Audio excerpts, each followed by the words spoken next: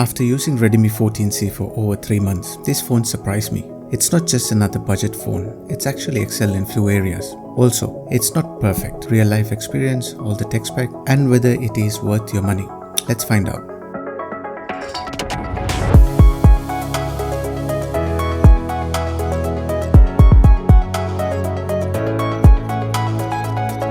The Redmi 14C comes with a 6.88-inch HD Plus IPS LCD display with a 1640x720 resolution.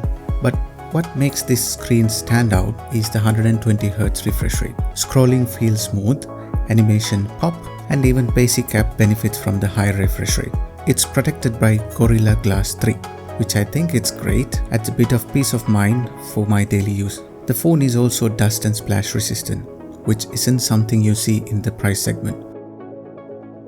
Under the hood, the Redmi 14C packs a MediaTek G81 Ultra chipset paired with an octa-core CPU and a G52MC2 GPU. I've been running it with 6GB of RAM and it's holds up well for daily tasks like messaging, YouTube, emails, and some light gaming. Think Clash Royale, Subway Surfers, or even PUBG Lite. No major heating, but don't expect flagship level gaming. You'll feel slowness if you push it with heavy background tasks. The 50-megapixel rear camera performed surprisingly well, decent dynamic range and sharpness, and for the price, you can't complain. Low light not very strong, you'll get grained and the processing starts to fall apart. The 13-megapixel front camera is okay, video calls and selfies and good lighting, but again, don't expect magic. For video, you are limited to 1080p at 30 frames per second. It does the job, but there's no stabilization, so handheld footage will be shaky unless you're careful.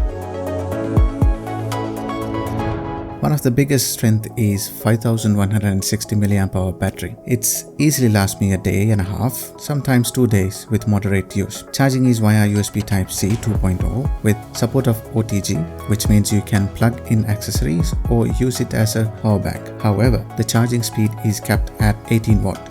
And it comes with a 10 watt charger in the box. So it takes about 2 hours to fully charge. Not fast, but manageable. You get Bluetooth 5.4, which is a nice touch.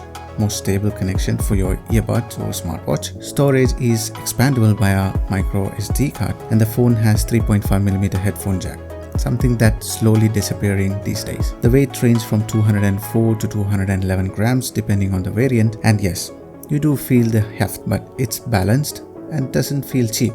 The Redmi 14C runs on Android 14 with Xiaomi's brand new HyperOS skin. It's cleaner than MIUI, less bloaty and smoother. Still, there are occasional ads in the system app, which is something Xiaomi needs to tone down a bit. But after disabling few settings, it feels pretty fluid. For around $120 to $150, you're getting a 120Hz display, Gorilla Glass 3, a reliable MediaTek G81 Ultra chipset, decent cameras, great battery life, and Android 14 Plus HyperOS, and extras like Bluetooth 5.4, OTG, and it is splash resistant. But keep in mind, there's no 4K video, not ideal for heavy gaming, it is slow charging, and no image stabilization. Still, if you want a daily use phone that nails the essentials and look moderate while doing it, the Redmi 14C is easily one of the best budget phones. Well, that's what I think. Got any questions or want to see a comparison? Let me know in the comment, and let me know if you're using this as your daily driver or are you willing to pay the big bucks. I'll see you again with the long-awaited one.